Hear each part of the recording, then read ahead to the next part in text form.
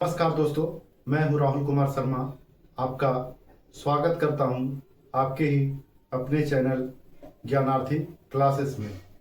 आज हम बात करेंगे बिहार स्टेट और टीआरई 4 के बारे में। जैसा कि आप लोग जान रहे हैं कि बिहार विद्यालय परीक्षा समिति द्वारा स्टेट का फॉर्म भराया जा रहा है और इसका डेट 5 अक्टूबर 2025 तक विस्तारित कर दिया गया है। तो अगर आप सोशियोलॉजी से पीजीटी यानी 11वीं-12वीं के लिए तैयारी कर रहे हैं तो यह वीडियो आपके लिए काफ़ी यूजफुल होगा। तो इसमें हम लोग बात करेंगे बिहार स्टेट के लिए और बीपीएससी टीआरई 4 के लिए, और इसमें जो कंटेंट्स दिए जाएंगे, फैक्ट्स दिए जाएंगे, वह एनसीईआरटी से ही होगा। तो कक्षा 11वीं के जो पुस्तक है, पहली पुस्तक, उसका चैप्टर 1 का आज कुछ फैक्ट्स पे बात करेंगे। तो चलिए हम इस वीडियो में आगे बढ़ते हैं।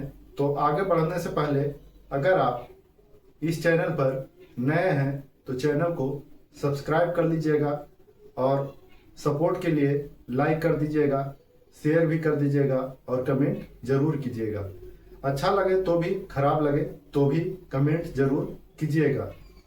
तो चलिए हम लोग सीधे चलते हैं बोर्ड की तरफ और बोर्ड पर फैक्ट्स को देखते हैं और पढ़ते हैं और समझते हैं। तो इसमें सबसे पहले जैसे ही आप बुक खोलिएगा, एनसीईआरटी क्लास 11वीं का फर्स्ट बुक जिसका नाम है समाज शास्त्र परिचय, उसका जैसे ही पहला चैप्टर खोलिएगा तो उसमें सुझाव दिए हुए हैं, 4 सुझाव दिए हुए हैं। क्या दिए हुए हैं? सुझाव दिए हुए हैं। इसमें पहला सुझाव यह है कि अगर मेहनत से पढ़ाई करेगा तो सफलता जरूर मिलेगी। अगर मेहनत से पढ़ाई करोगे तो सफलता जरूर मिलेगी। दूसरा सुझाव यह है कि यदि आप इस विषय अथवा विषयों की पढ़ाई करोगे तो भविष्य में अच्छी नौकरी मिलने की ज्यादा संभावनाएं हैं। तीसरा सुझाव यह है कि किसी लड़के के लिए यह विषय ज्यादा उपयुक्त नहीं दिखता, अथवा एक लड़की के तौर पर क्या आपके विषयों का चुनाव व्यवहारिक है। ये हमें सुझाव दिया जाता है बच्चों के लिए। अब है चौथा, देखते हैं कि आपके परिवार को आपके नौकरी की शीघ्र आवश्यकता है तो ऐसा व्यवसाय न चुने जिसमें बहुत ज्यादा समय लगता हो, और या आपको अपने पारिवारिक व्यवसाय में कार्य करना है तो आप इस विषय को पढ़ने की इच्छा क्यों रखते हैं। इसमें 4 सुझाव दिए हुए हैं। पहला सुझाव यह है कि अगर आप मेहनत करोगे तो सफलता जरूर मिलेगी, और दूसरा क्या है कि यदि आप इस विषय की पढ़ाई करेंगे तो भविष्य में आपको अच्छी नौकरी मिलेगी। ऐसे लड़कों को सुझाव दिया जाता है। तीसरा सुझाव यह है कि अगर आपको जल्दी नौकरी लेना है तो आप इस विषय का नहीं, आप इस विषय का पढ़ाई कर सकते हैं, तब आपको भविष्य में अच्छी नौकरी मिलेगी। और चौथा है कि अगर आपके परिवार को शीघ्र नौकरी की जरूरत है तो आप इस विषय को न पढ़ें या इस व्यवसाय को न करें, या अपने पापा मम्मी का बिजनेस ही संभालना है आगे चल के, तो आपको इस विषय की पढ़ने की जरूरत नहीं है। मतलब 4 तरह के सुझाव हैं। सबसे पहले है कि मेहनत करेगा तो सफलता मिलेगा। दूसरा है कि आप इस विषय का अगर पढ़ाई करते हैं तो जल्दी नौकरी मिलेगी। तीसरा है कि आप इस विषय की पढ़ाई नहीं करें, और चौथा है कि आपको अपने परिवार के व्यवसाय को आगे बढ़ाना है तो आप इस विषय की पढ़ाई क्यों कर रहे हैं, और शीघ्र ही नौकरी की जरूरत है तो भी आप इस विषय की पढ़ाई ना करें। यह जो 4 सुझाव है वह छात्रों को जरूर दिया जाता है। आप भी जब 11वीं-12वीं में पढ़ रहे होंगे तब भी आपको इन 4 में से कोई ना कोई सुझाव मिला होगा, किन्हीं न किन्हीं व्यक्तियों में से। तब सुझाव का अर्थ समझते हैं। ये 4 सुझाव हमें यह बतलाता है, सबसे पहले यह है कि कठिन परिश्रम करने से तो अच्छा कार्य करेंगे, लेकिन इसका दारोमदार किस पे है? स्वयं पे है। मतलब हम अगर अच्छा करेंगे, पढ़ेंगे, मेहनत करेंगे, तभी अच्छा कर पाएंगे। और दूसरा है कि व्यक्तिगत परिवार, और दूसरा है कि व्यक्तिगत प्रयास के अलावा नौकरी का एक क्या है, बाजार है। इसको समझिएगा पॉइंट से, नौकरी का एक बाजार है और वह बाजार यह निश्चित करता है कि किस विषय की नौकरी के अवसर सबसे अधिक है। अब देखिए इसमें धीरे धीरे आपको समाज के बारे में समझाने का प्रयास किया जा रहा है कि आप व्यक्तिगत प्रयास कर रहे हैं वो तो अच्छा है, इसके अलावा सफलता मिल जाएगा। लेकिन नौकरी क्या है, अगर आपको नौकरी करना है अच्छा नौकरी, तो उसके लिए एक नौकरी एक बाजार है। वह बाजार यह निर्धारित करता है कि इसमें किस विषय का जो है अवसर अधिक है नौकरी लगने का। मतलब एक मान लीजिए कि आप सब्जी मार्केट में गए हैं, तो सब्जी मार्केट में ही तय होता है कि कौन सा सब्जी का क्या रेट रखा जाएगा। वैसे ही जो है नौकरी का एक बाजार है और उसी नौकरी के बाजार में यह निश्चित करता है वही बाजार कि किस विषय के नौकरी के अवसर अधिक है। तीसरा है केवल हमारे व्यक्तिगत प्रयास से ही नहीं, नौकरी का बाजार ही नहीं। इसमें क्या था, यहाँ था व्यक्तिगत प्रयास, यहाँ था बाजार। लेकिन तीसरा में यह कहा रहा है, तीसरा और चौथा दोनों मिला के, कि केवल व्यक्तिगत प्रयास और नौकरी का बाजार ही नहीं, बल्कि लिंग, परिवार और सामाजिक परिवेश भी आपको नौकरी लेने में मददगार होते हैं, प्रभावित करते हैं। अब कैसे प्रभावित करते हैं हम लोग देखते हैं कि अगर आप लड़की है तो पहले के जमाना में, अब के भी जमाना में अधिकतर लड़की लोग का शादी कर दिया जाता है, या लड़की है तो ये मान लिया जाता है कि ये मैथ में कमजोर होगी। लेकिन ऐसा होता नहीं है, ये समाज का प्रभाव है। परिवार, अगर आपका परिवार का बैकग्राउंड लो है, कमजोर है, तो आप अच्छी पढ़ाई नहीं कर सकते। 100 में 1-2 करते हैं, उनका अपना रहता है, भाग्य भी रहता है, लेकिन 98-95% जो है आगे नहीं बढ़ पाते हैं। दूसरा है सामाजिक परिवेश। आप किस समाज से आते हैं, समाज का मतलब जात धर्म का यहाँ पे बात हो रहा है। अगर आप ऊंचे, जो कहा जाता है कि ऊंचे जात से है, फॉरवर्ड क्लास से है, तो आपका नौकरी लगने का चांसेस ज़्यादा है। अगर आप लो मिडिल क्लास से, यानी जो ईबीसी, ओबीसी, एससी, एसटी से हैं, तो उनका थोड़ा सा कम चांसेस होता है, ऐसा इसमें कहा जा रहा है। अब आगे देखते हैं कि आपके परिवार को यह नौकरी की शीघ्र आवश्यकता है, तो और यहाँ पर है कि व्यक्तिगत प्रयासों का बहुत अधिक महत्व है, लेकिन यह आवश्यक नहीं है कि वे परिणाम आपके निश्चित करें। मान लीजिए कि हम खूब मेहनत कर रहे हैं, खूब मेहनत कर रहे हैं, इसका मतलब यह नहीं है कि हमें अच्छी नौकरी ही मिल जाए, या हो सकता है कि नौकरी ही नहीं मिले, ऐसा भी है। सिर्फ प्रयास करने से नहीं होता, व्यक्तिगत मेहनत करने से नहीं होता है। इन चारों सुझावों के अर्थों में हमें समझाया जा रहा है। अब हम लोग देखते हैं कि हमारे नौकरी को प्रभावित करने वाले या सफलता में प्रभावित करने वाले सामाजिक कारक है जो परिणाम को निर्धारित करते हैं। क्या है, सामाजिक कारक ही हमारे परिणाम को निर्धारित करते हैं। मान लीजिए कि आपके गांव या शहर या मोहल्ला का परिवेश अच्छा है, सब सपोर्टिव है, तो देखेंगे कि उस गांव और मोहल्ले के लोग अधिक से अधिक नौकरी में होते हैं, जॉब में होते हैं। और जहां खींचातानी होता है वहां के लोग बहुत कम नौकरी में होते हैं या उन्हें बाहर जाना पड़ता है। अब देखते हैं, जैसे है कि आर्थिक पृष्ठभूमि, अगर आप पैसे वाले हैं, अच्छा खासा है, तो आपका नौकरी लगने का चांस अधिक है। लिंग है, लड़की हैं तो थोड़ा कम चांसेस रहता है कि इनको कम पढ़ाया जाए, अगर लड़का है तो थोड़ा सा चांस ज्यादा रहता है। यहाँ पे धर्म भी है, धर्म भी प्रभावित करता है आपके नौकरी को, आपकी सफलता को।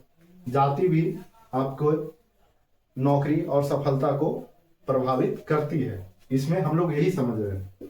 प्रत्येक विद्यार्थी को तरक्की हेतु मेहनत से अध्ययन अवश्य करना चाहिए, लेकिन वह कितना अच्छा कर पाता है यह सामाजिक कारकों का एक पूरे समुच्चय पे निर्भर करता है। समुच्चय का मतलब समझिए सेट, एक जो सेट है सामाजिक कारक का, जैसे धर्म है, जाति है, आर्थिक पृष्ठभूमि है और अनेक तरह के हैं, लिंग है, ये सब का जो एक सेट है वह यह निर्धारित करता है कि आप कितना अच्छा कर पाएंगे। आप बहुत मेहनत करते हैं, इसका मतलब ये नहीं है कि आप बहुत अच्छा कर पाएंगे, कभी कभी होता है, लेकिन ये जो है सामाजिक कारकों का एक पूरे जो समुच्चय है यानी सेट है, यही निर्धारित करता है कि आप कितना अच्छा कर पाएंगे। आगे हम लोग देखते हैं कि नौकरी का बाजार अर्थव्यवस्था की जरूरतों से परिभाषित होता है।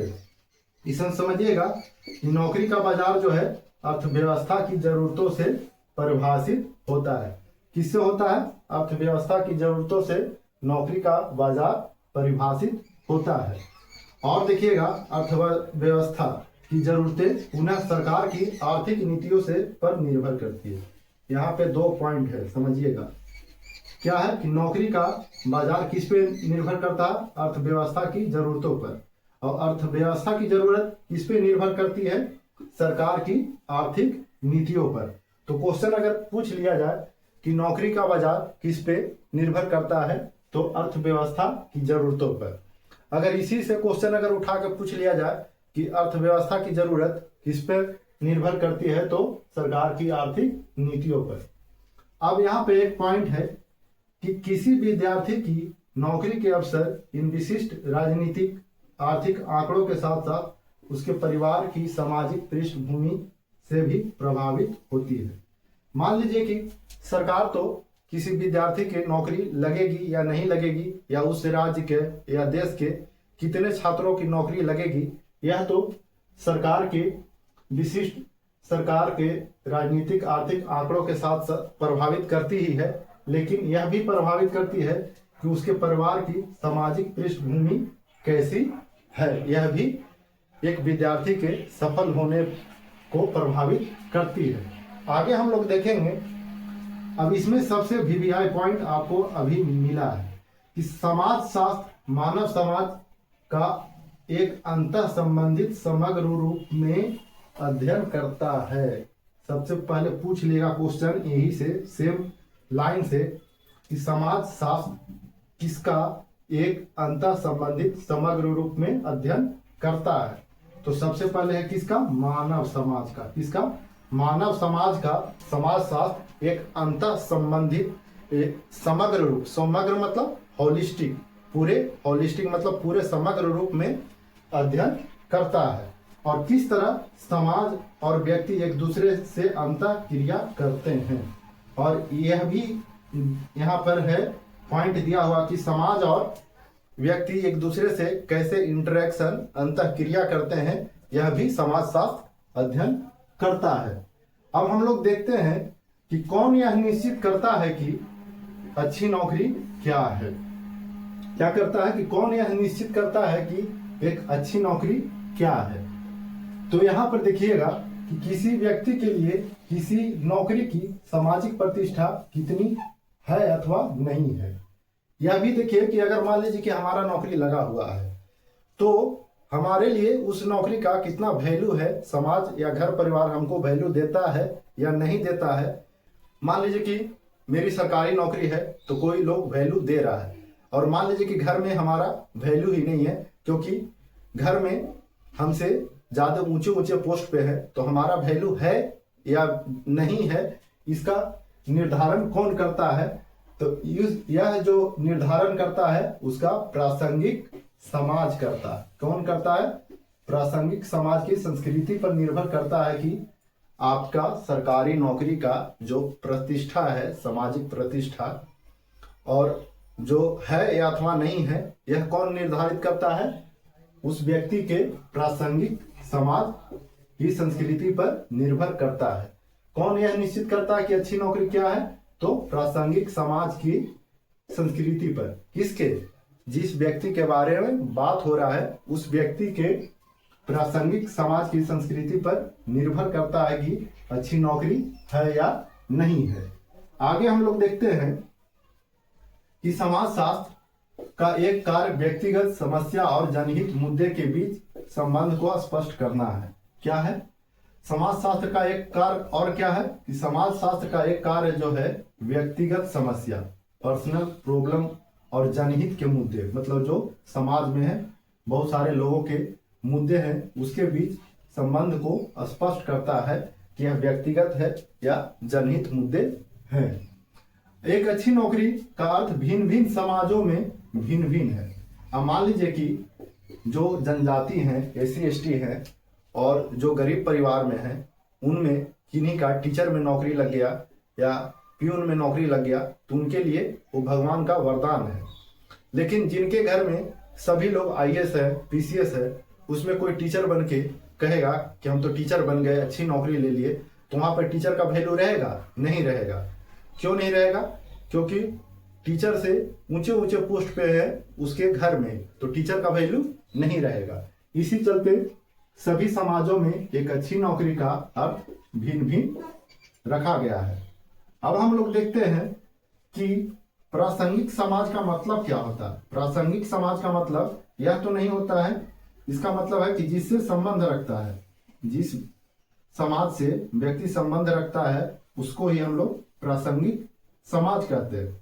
अब किस समाज से आदमी संबंध रखता है यह भी देखना है, यानी पास पड़ोस से रखता है, या समुदाय से रखता है, या जाति से रखता है, या जनजाति से रखता है, या राष्ट्र से रखता है, या माता पिता के व्यवसाय का व्यापारिक दायरा से रखता है।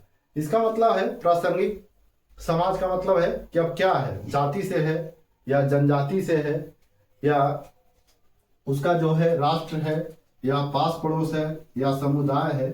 तो अब हम लोग इसका पॉइंट देखते हैं कि वर्तमान समय में व्यक्ति कैसे एक से अधिक समाजों से जुड़ा हुआ है और समाज कैसे असमान है। इस पॉइंट को भी आप नोट कर लीजिएगा, VVI में है। इसमें है कि वर्तमान समय में एक व्यक्ति एक से अधिक समाज से जुड़ा हुआ है। इस पॉइंट को समझते हैं कि व्यक्ति वर्तमान समय में एक से अधिक समाज से कैसे जुड़ा हुआ है। तो मान लीजिए कि आप किसी अपने जिले के दूसरे प्रखंड में गए, तो आपको पूछा जाएगा, वहां अनाउंसमेंट किया जाएगा कि मान लीजिए कि इस ब्लॉक के लोग आए, तो वहां पे आप गांव नहीं देखिएगा, वहां पे क्या देखिएगा, ब्लॉक देखिएगा। मान लीजिए कि राज्य स्तर पे है, तो राज्य स्तर पर अगर बुलाया जाए आपको कि इस जिले के, तो क्या हो जाएगा, पूरा जिला के लोग वहां जाएंगे, ना कि ब्लॉक वाइज जाएंगे। अब मान लीजिए कि राष्ट्र स्तर पर हो रहा है, तो बोला जाएगा कि इस राज्य के लोगों को यहाँ बुलाया जाए, तो वहां पे क्या हो गया, राज्य हो गया। अब मान लीजिए कि आप विदेश में हैं, तो क्या बोलिएगा, वहां पे बोला जाएगा कि देश है, राष्ट्र है, यानी इस देश के लोग आ जाएंगे। तो सबसे पहले क्या था, आप गांव से जुड़े, फिर आप प्रखंड से जुड़े, फिर आप कहां से जुड़े, जिला से जुड़े, फिर आप राज्य से जुड़े, फिर आप राष्ट्र से जुड़े। मतलब अगर आप किसी अपने इलाका के दूसरे गांव में जाएंगे, तो आप बोलिए कि हमारे यहाँ ये सब नहीं होता है, हमारे समाज में ये नहीं होता है। मतलब हमारे समाज में मतलब नहीं होता है, मतलब हमारे गांव के आसपास में नहीं होता है।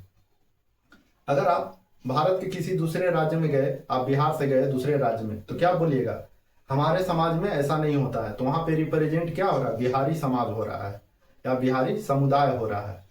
अब आप विदेश में गए, तो क्या बोलिएगा, बिहार को रिप्रेजेंट कीजिएगा या भारत को, तो भारत को रिप्रेजेंट कीजिएगा। तो आप बोलिएगा क्यों, मेरे यहाँ ऐसा नहीं होता है, यानी भारतीय समाज में ऐसा नहीं होता है। तो इसी का जो पॉइंट है, इसमें कहा गया कि वर्तमान समय में व्यक्ति एक से अधिक समाजों से जुड़ा हुआ है। तो यह था एक पार्ट 1, समझिए इसको। अभी इसका पार्ट 1 और पार्ट 2 आएगा। अभी हम नोट्स बनाने पे ध्यान दिए हुए हैं कि कैसे बिहार के स्टेट से पहले 11th-12th के NCERT के सभी बुकों का नोट्स बन जाए, फैक्ट बन जाए, ताकि स्टेट और TRE 4 आसानी से क्रैक किया जाए। तो यह वीडियो आपको कैसा लगा कमेंट करके जरूर बताएं। अगर अच्छा लगा तो वीडियो को लाइक करें, शेयर करें और चैनल को सब्सक्राइब जरूर करें। धन्यवाद।